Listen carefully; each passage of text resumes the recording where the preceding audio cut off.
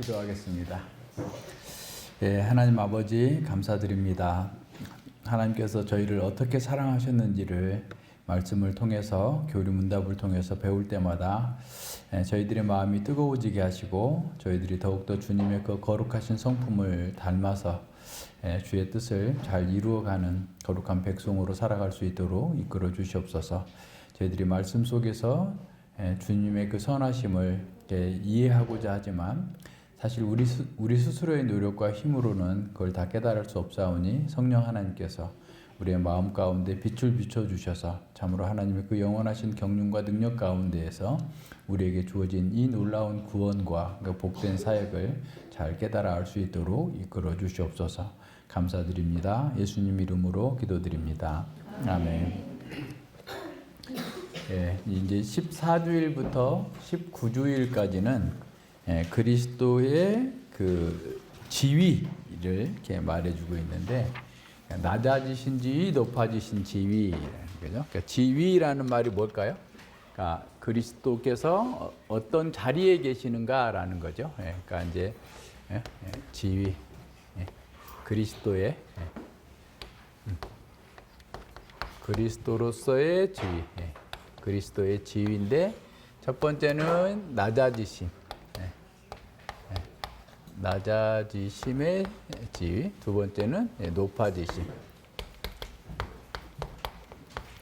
높아지심을 보여주는데, 낮아지심은 이제 성령의 잉태, 성령으로 잉태, 성육신하는 사건, 성령으로 잉태된 것. 두 번째는 이제 인생 전체가 고난이고, 세 번째가 이제 십자가의 고난이죠. 십자가, 죽으심. 그다음에 네 번째가 장사지는 것. 장사된. 그리고 이제 높아지신 지위는 첫 번째가 뭐예요? 부활. 부활이고, 두 번째가 승천, 세 번째는 하늘 보좌의 왕으로 앉으심. 그래서 이 낮아지심의 거는 14주일부터 16주일까지, 그리고 높아지심은 17주일부터 19주일까지 이렇게 각각 3주씩 나와요. 이제 요거를 우리가 공부하면서 그리스도께서 우리를 위해서 어떤 일을 하셨는가를 이렇게 배우는 겁니다. 그래서 잘 보세요. 35문에 보면 당신이 그분은 성령으로 잉태되어 동정녀 마리아에게 나시고라고 말할 때 당신은 무엇을 고백하는 것입니까? 그러니까 뭘 고백하느냐? 성령으로 잉태되었다라고 하는 것을 우리가 고백할 때 그 고백의 내용이 뭐냐라는 거죠. 분명하게 알아야 되는데, 첫 번째로 하나님의 영원하신 아들은 참되시고 영원하신 하나님이시며 여전히 참되시고 영원하신 하나님으로서 성령의 사역을 통하여 스스로 동정녀 마리아의 살과 피로 참된 인성을 취하셨습니다. 이렇게 하여 또한 그분은 다윗의 참된 후손이 되셨고 모든 면에서 그의 형제와 같이 되셨으나 죄는 없으십니다 라고 그랬어요. 그래서 이제 사람들은 이런 어떤 신비적인 출생에 대해서 되게 많잖아요. 우리나라에 뭐 있죠? 곰이 어디 가서 마늘을 먹고 얼마 동안 있다가 100일 있다가 어떻게 됐다고? 처녀가 돼가지고 하나님하고 결혼해서 아들을 낳았다. 이런 식의 그런 어떤 등등의 신화적인 내용들이 굉장히 많으니까 사람들도 야, 기독교도 그런 걸 거야 라고 생각을 하면서 동정녀 탄생에 대한 그것을 이렇게 부정하는 사람들이 꽤 많았어요. 뿐만 아니라 성경신학이 발전하면서 성경신학에 보면 이사야 7장 14절에 보면 처녀가 잉태하여 아들을 낳으리니 임마누엘이라 하리라 라고 했을 때 그 처녀라는 말이 히브리어로 알마거든요. 이게 젊은 여자예요. 그러니까 처녀에 해당되는 다른 어떤 그 단어를 쓰지 않고 뭔데 하여튼 그 처녀라는 히브리어 단어를 쓰지 않고 그 알마라는 단어를 썼는데, 70인역 성경 번역자들은 그러니까 주전 그 250년경에 그 헬라어로 히브리 성경을 번역을 하면서 상당히 어떻게 보면 메시아적인 갈망을 그때가 막 이렇게 어떻게 막 끌어올르는 때이기 때문에 본문을 이렇게 메시아적으로 해석해서 그 번역을 했다라고 하면서 이제 그 해석학적인 문제들을 이렇게 가지고 들어오는 현대 학자들도 있어요. 그런데 그 알마라고 해도 그 처녀가 됐든 아니면 또 그 당시에 이사야 당시에 그 젊은 여자가 아이를 낳든 간에 하나님께서는 처녀로 동정녀로 말미암아서 잉태되셔야만 우리의 죄 문제를 해결해 주실 수 있어요. 그래서 이제 그 구약 성경이 그 마소라 사본이 정경으로 이렇게 만들어진 것은 AD 1세기경이에요. 한 100년경에. 그러니까 이스라엘이 멸망하고 난 후에 한 100년경에 만들어졌는데 그때 유대인 학자들이 모여서 한 거예요. 근데 이제 70인역에는 외경이라고 우리가 흔히 말하는 외경이라고 하는 게 들어 있었어요. 그런데 이제 그 유대인 학자들이 그걸 다 빼고 지금 우리가 보고 있는 39권의 구약 성경만 가지고 있었어요. 그래서 이제 초대교회는 외경을 가지고 있었어요. 그러니까 이제 그거를 그냥 왜냐하면 70인역을 가지고 있었으니까. 그래서 그 전통이 지금까지 캐톨릭에 계속 내려오는 거예요. 그런데 이제 종교 개혁자들이 그 구약 성경의 그런 그 외경들은 이게 성경적인 어떤 성경으로서 영감된 것이 아니다 해서 싹 다 뺀 거죠. 그래서 상당 기간 동안 교회는 그런 외경들을 갖고 있었다라고 하는 것들도 이제 왜 그런데 그 아까 얘기한 것처럼 그 유대인 학자들이 외경들을 빼고 성경을 다시 이제 구약 성경을 이렇게 정경으로 묶으려고 했냐면 사람들마다 다 돌아다니면서 예수님이 바로 그 메시아다라고 하니까 아니야 그 해석이 잘못된 거야 번역이 잘못된 거야 하면서 자기들끼리 만들어 놓은 게 유대인. 그래서 유대교와 개신교가 어떻게 보면 동일한 구약 본문을 가지고 있어요. 그죠? 그런데 하나님께서는 그걸 통해서 우리에게 구약 성경을 더 분명하게 바르게 이해할 수 있도록 이끌어 주셨다라는 것도 하나의 그냥 예로 한번 생각해 보면 되는데, 자 예수님이 성령으로 잉태하지 않으면, 그러니까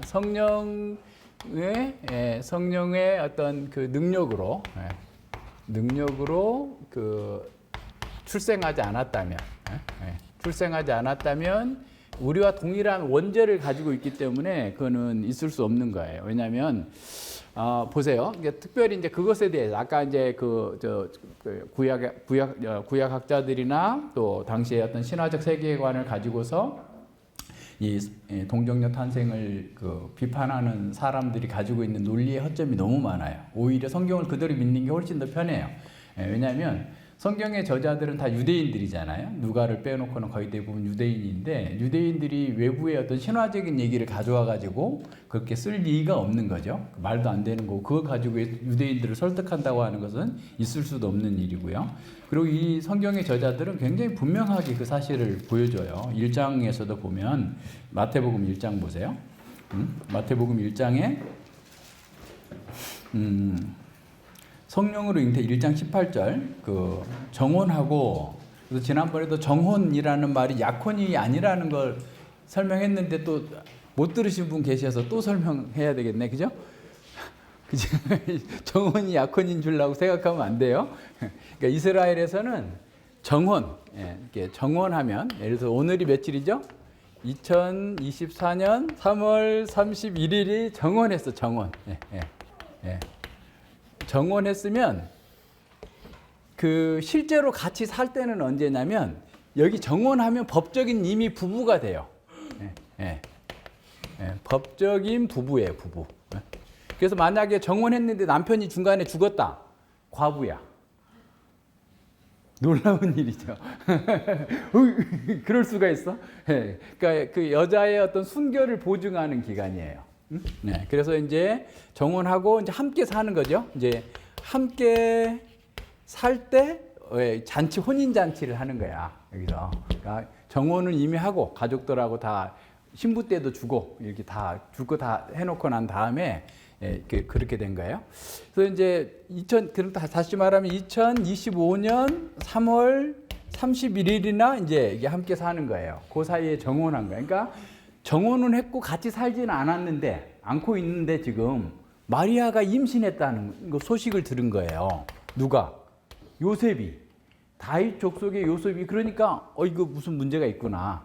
그래서 이 사람은 의로운 사람이라 그냥 막 소문내가지고 이 사람을 매장시키려고 하지 않고 다른 사람하고 결혼하기거나 무슨 문제가 있었다면 그냥 자연히 조용히 끊으려고 했는데 그때 성령께서 나타나셔서 설명을 해주시는 거예요. 야, 걱정하지 마라. 이것은 하나님께서 이렇게 오시기로 했다. 그 이제 보여주세요. 보세요. 19절에 그 남편 요셉은 의로운 사람이에요. 벌써 남편이잖아요. 약혼자가 아니에요. 네, 남편 요셉은 의로운 사람이라 저를 드러내지 아니하고 가만히 끊고자 해요. 그러니까 보통 이제 가만히 끊는다는 것은 이혼 증서를 줘가지고 이 사람이 딴 데 가서라도 살 수 있도록 만들어 주려고 하는 그런 방식인 거죠. 예, 그래서 이 일을 곰곰이 생각했어요. 얼마나 괴롭겠어요. 그죠? 예, 그리고 이 생각했다라는 말에 헬라어는 엔티메오마이라는 뜻인데 약간 분노했다라는 말을 포함하고 있어요. 분노했겠죠, 당연히. 그죠? 예, 분노한 상황이에요. 그랬을 때 이제 주의 천사가 현명하여 가로되 다윗의 자손 요셉아, 내 아내 마리아 데려오기를 무서워 말라. 저에게 잉태된 자는 성령으로 된 것이라. 아들을 낳으니 이름을 예수라 하라. 이는 그가 자기 백성을 저희 죄에서 구원할 자이심이라 하니라 그랬어요. 그래서 이 모든 일이 된 것은 주께서 선지자로 하신 말씀을 이루려 하심이니 가라사대 보라 처녀가 잉태하여 아들을 낳을 것이요 그 이름은 임마누엘이라 하리라 하셨으니 번역한즉 하나님 우리와 함께 계시다. 그래서 요셉이 잠을 깨어서 일어나서 주의 사자의 분부대로 천사의 분부대로 어떻게 한 거예요? 미리 데려온 거예요. 이때까지 기다리지 않고 데려왔으나 동침치 아니하고 그 아이가 태어날 때까지 보호해주고 있는 거예요. 이해하시겠죠? 예, 그러니까 이런 내용들을 뭐 어떻게 꾸며서 만들어내겠어요? 할 수 없는 거예요. 누가복음도 한번 보세요. 누가복음에 보면 마리아도 깜짝 놀래요. 그러니까 마리아의 나이는 보통 한 16, 17에 다 결혼했을 때니까 깜짝 놀래서 뭐라고 하죠? 예, 예수님의 수태고시를 하고 있는 그 장편을 보세요.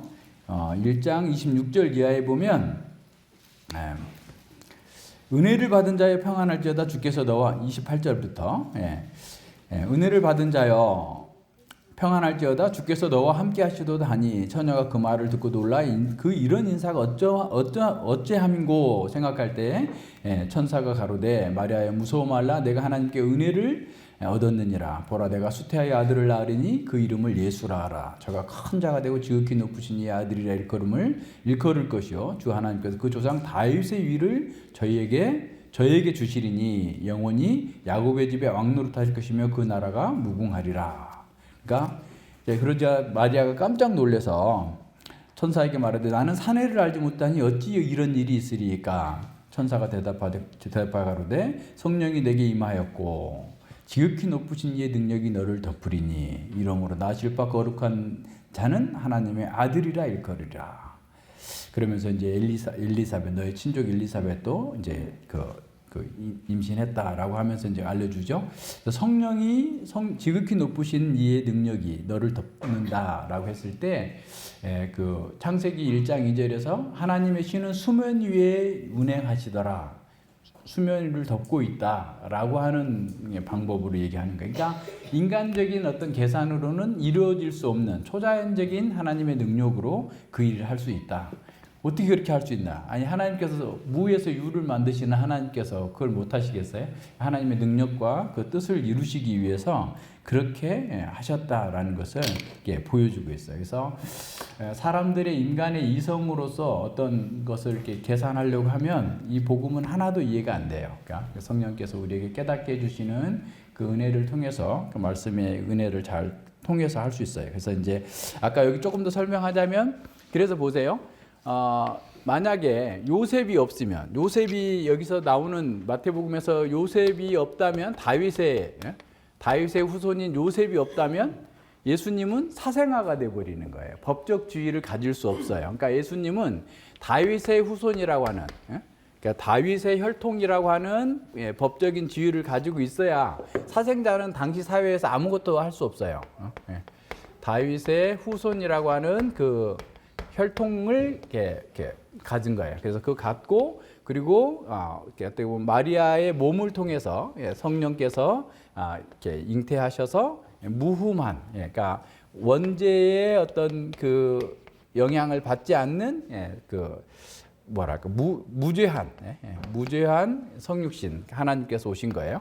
그래서 이제 이걸 그 제세례파 사람들은 그렇게 설명을 한다고 그래요. 예수님이 사람의 이 마리아의 몸에 들어와서 육신을 입은 게 아니고 햇볕이 유리를 통과해 가지고 그게 온 것처럼 하늘의 몸을 갖고 왔다.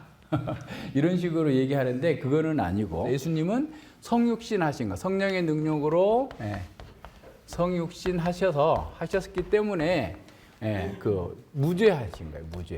그래서 이제 히브리서 한번 보세요. 히브리서 4장 그 15절. 우리에게 있는 대제사장은 우리의 연약함을 체휼하지 아니하는 자가 아니요 모든 일에 우리와 한결같이 시험을 받은 자로 돼 죄는 없으시니라 그랬어요. 그러므로 우리가 긍휼하심을 받고 때를 따라 돕는 은혜를 얻기 위하여 은혜의 보좌 앞에 담대히 나아갈지어다 그랬어요. 그러니까 우리의 연약함, 우리와 똑같은 그 육신을 가지고 있어요. 그래야만 참 사람이어야 되는 거죠. 그래서 사람의 그 죄성을 가리키는 것이 아니라 우리와 똑같이 배도 고프시고 눈물도 흘리시고 피곤해서 잠도 주무시고 고통 가운데에서 슬퍼하시기도 하고 이러한 우리의 연약함을 그대로 가지고 계신 분이단 말이에요. 그래서 한결같이 시험을 받았어. 우리가 받는 시험, 우리가 이런저런 수많은 시험들을 받는데 그러나 예수님은 죄가 없으시다. 왜 죄가 없으세요? 성육신 하셨기 때문에 그런 거예요. 그래서 이런 모든 면에서 예수님은 무죄하셔야 돼. 그래서 이제 예수님은 우리와 똑같은 인성을 가지고 있는 거예요. 인성을 가지셨으나 죄는 없으시다라고 하는. 그래서 죄가 없어야만, 그리고 이 죄가 없어야만 우리를 구속해 줄 수 있는 메시아가 될 수가 있고, 그리고 또 하나 예수님은 신성을 가지고 있어요. 거기에 36문이 신성에 관한 내용이죠. 출생할 때부터 순결함과 거룩함 앞에서 그리스도와 잉태의 출생을 가진 유익이 무엇입니까? 라고 했을 때 예수님은 그러니까 신성은 보세요. 신성은 편재하시죠. 편재하다는 말이 무슨 말이에요? 모든 곳에 계세요. 그러니까 예수님은 인성으로는 이 땅에 계셨지만 신성으로는 편재하세요. 그러니까 하늘에도 계셨고 이 땅에도 계셨다고 할 수도 있어요. 그리고 십자가에서도 예수님의 신성이 함께 고난 당하셨어요. 이런 하나님 신성이 어떻게 보면 연합되어 있어요. 합쳐지지가 않고 혼합되지 않고 연합되어 있어요. 예수님만이 갖는 그 독특한 특성이에요. 예수님만이 우리와 동일한 어떤 면에서 육신을 갖고 있고, 그리고 하나님으로서 그 신성을 가지고서 이 땅에 계셨어요. 그래야만 우리의 죄, 인성과 신성이 우리의 죄를, 인간의 죄를 짊어지실 수가 있어요. 그래서 이제 그 예수님께서 우리를 구원해 주시기 위해서 낮아지시는데 그 첫 번째가 성령의 출생으로 말미암아서 우리와 동일한 인성을 입었다라는 거예요. 이걸 어떻게 설명하면 좀 쉬울까 생각해 보면 그 어느 영상에 보니까 그 양이 털복숭이 양이 늪에 빠져가지고 나오지를 못해. 계속해서 빠져 들어가요. 그러니까 어떤 여자분이 그냥 그거를 그냥 자기 옷을 버리면서 막 그냥 그 무겁기도 해. 아니 뭐 한 60kg는 된 법한 그런 양인 거예요. 막 끌고 오면서 다 자기 그 진흙탕도 묻고 그것도 털에도 그 진흙이 잔뜩 묻어 있잖아요. 그러니까 그걸 또 꺼내 가지고 맑은 물 있는 데 가서 막 닦아주고 막 이렇게 하는 그 모습이 있는 그 영상을 본 적이 있는데 마치 그런 거예요. 하나님께서 우리를 구원하시기 위해서. 우리가 그냥 구더기야. 우리가 다 구더기고 구더기 안에서 막 서로 막 물고 하면서 막 죽어가고 있는 그런 상황 속에서 하나님 아들이 이 땅에 오셔가지고 그런 구더기 속에 있는 우리를 구원하시기 위해서 구더기가 되셔가지고 오셔서 건져내시기 시작하려고 오셔서 모든 고난을 겪으신 거예요. 그것이 그리스도의 성육신이에요. 그래서 예수님이 우리와 동일한 육신을 입고 있지 않았다면 우리는 그 속에서 구원을 받을 수 없어요. 그래서 이제 9장 10장 한번 보세요. 히브리서 9장 10장에서 보면 12절 9장 히브리서 9장 12절 염소와 송아지의 피로 아니하고 오직 자기 피로 영원한 속죄를 이루사 단번에 성소에 들어가셨어요. 그러니까 예수님의 피만이 오고 오는 모든 세대 가운데 있는 모든 사람들의 죄악을 이렇게 처리하실 수 있는 분이시다라는 거예요. 그래서 예수님은 낮아진 상태로 오셨지만 앞서 다윗의 위. 우리가 다윗의 위라고 하는 것은 뭘 생각해야 돼요? 네? 지난번에도 했는데 또 잊어먹었죠? 본문을 찾아보지 않아서 그때 사무엘하 7장 한번 찾아보세요. 7장 14절인가요? 12, 14절? 예, 나는 그 아비가 되고 그는 내 아들이 되리니 그 12절부터 봅시다. 내 수하인 차서 내 조상들과 함께 잘 때에 내가 내 몸에서 날 자식을 내 위에 세워 그 나라를 견고케 하리라. 저는 내 이름을 위하여 집을 건축할 것이요 나는 그 나라 위를 영원히 견고케 하리라. 나는 그 아비가 되고 그는 내 아들이 되리니 저가 만일 죄를 범하면 내가 사람 막대기와 인생 채찍으로 징계하려니와 내가 내 앞에서 패한 사울에게서 내 은총을 빼앗은 것 같이 그에게서 빼앗지 아니하리라. 내 집과 내 나라가 내 앞에서 영원히 보존되고 내 이가 영원히 견고케 되리라. 그러니까 다윗의 왕권, 다시 말하면 다윗이 대표하고 있는 하나님 나라가 영원히 견고하게 될 것이다 라고 이렇게 말씀해 주고 있는데, 이것에 대해서 그 다윗은 하나님께 기도하면서 18절 19절에서 다윗 왕이 여호와 앞에 들어가 앉아서 가로되 주 여호와여 나는 누구오며 내 집은 무엇이간데 나로 이에 이르게 하셨나이까. 주 여호와여 주께서 이것을 오히려 작게 여기시고, 그러니까 자기가 목동에 있는 자리에서 이렇게 왕 된 것 이것까지도 작게 여기시고, 또 종의 집에 영구히 일을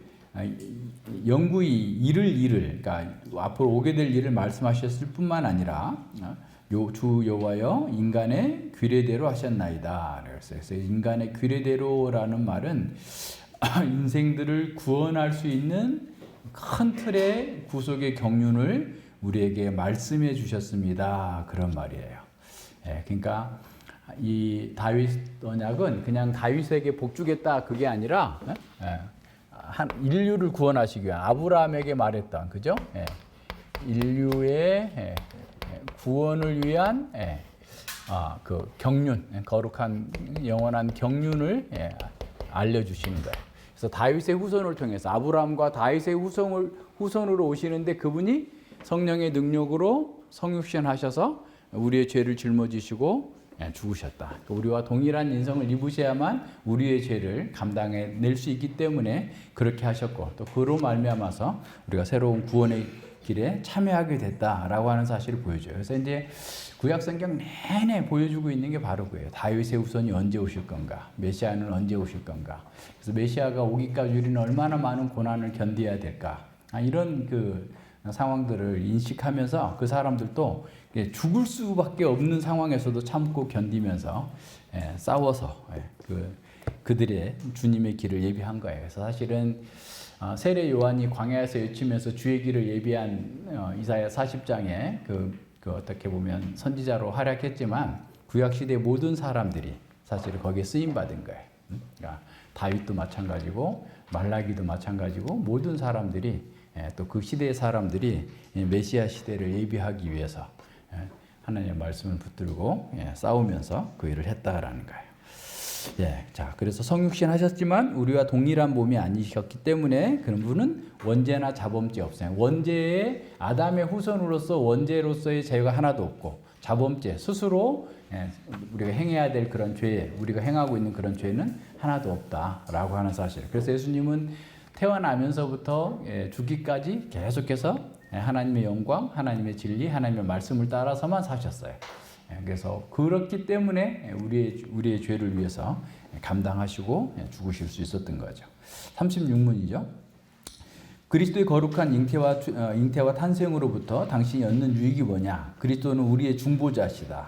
그러니까 예수님이 무음하셔야만 우리의 중보자로서 자격을 갖추게 되는 거고, 잉태되고 출생할 때부터 가지고 있는 나의 죄를 주님의 순결함과 완전한 거룩함으로 하나님 앞에서 가려주십니다. 그랬어요. 그러니까 주님께서 이렇게 순결하게 태어나셔서 우리의 죄를 이렇게 지고 가셨기 때문에 주님의 순결함과 안전함, 거룩함으로 말미암아서 하나님 앞에서 우리의 죄를 가려주시는 은혜를 우리에게 허락하신다라는 거예요. 그래서 그 디모데전서 2장 5절과 6절 한번 보세요.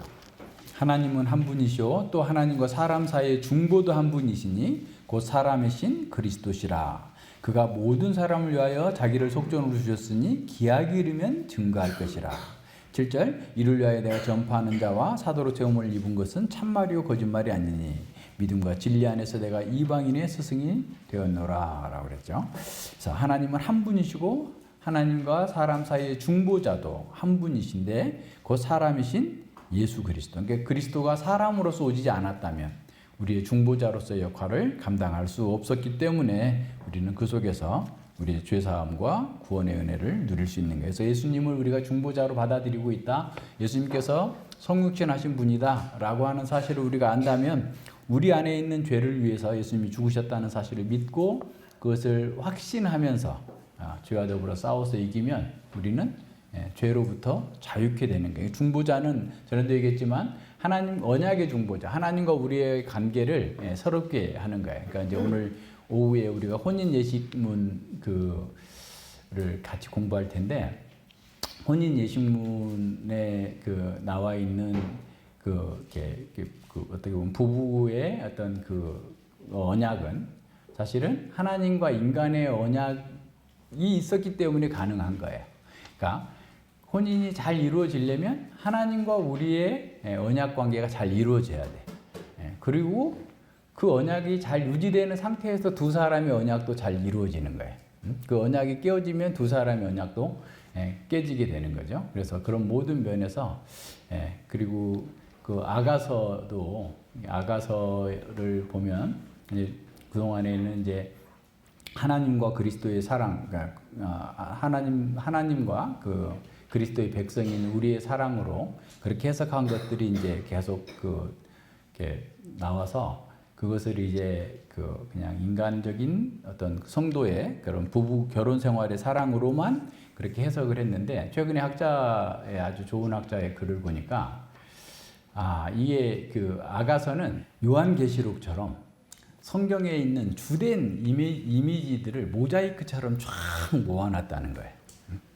그러면서 그 주된 메시지가 어떤 거냐면 하나님께서 우리를 사랑하신다라고 하는 내용을 어떻게 보면 에로틱한 그런 언어로 사용하고 있지만 그것이 얼마나 감동적으로 다가오고 있는지를 보여주면서 그 둘 다를 고려해야 된다는. 그래서 하나님과의 언약 관계가 잘 이렇게 이루어지는 속에서 우리는 다시금 그 죄가 없는 상태, 하나님과 거룩한 사랑의 상태로 들어가고 그 하나님과의 거룩한 사랑 속에서 그 결혼의 신비를 더 이렇게 깊이 체험할 수 있도록 만들어주는. 그래서 그게 교회와 그리스도의 관계다라고 하는 것도 바로 그런 그 역할과 함께 있는 거다라는 생각을 하게 됩니다. 그래서 우리가 예수님께서 우리의 중보자가 이렇게 거룩하고 거룩한 잉태로 말미암아서 되었기 때문에 우리의 죄가 사함을 받을 수 있는 거고 죄 사함 받은 자는 이제 하나님과의 언약 관계가 회복되어져서 정말 기쁨과 감사함으로 하나님의 사랑을 받아들이고 또한 하나님께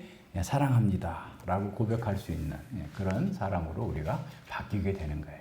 같이 기도하겠습니다. 하나님 아버지 감사드립니다. 그리스도께서 우리를 위해서 이 땅에 성령으로 잉태되셔서 독생자께서 이 땅에 오셔서 우리의 모든 연약함을 채울하시고 또 죄 가운데에서 어찌할 바를 알지 못했던 저희들을 구원하시기 위하여 참으로 가르치시고 이적을 행하시고 뿐만 아니라 우리를 위해서 고난당하여 죽으시고 부활하심으로 말미암아 우리가 새로운 생명, 새로운 하나님의 언약 관계 속에서 복을 누릴 수 있도록 이끌어 주셨음을 감사드립니다. 우리가 주님의 그 거룩하신 잉태와 탄생으로부터 참으로 우리의 그 불결하고 죄악된 그런 상황들을 잘 깨닫고 더 이상 그런 죄에 사로잡혀서 사는 그런 사람이 아니라 주님의 거룩하심과 같이 우리 또한 거룩한 삶으로 주님과 함께 영원한 그 사랑과 생명을 누리며 주를 찬양할 수 있도록 이끌어 주시옵소서. 감사드리며 예수님 이름으로 기도드립니다. 아멘.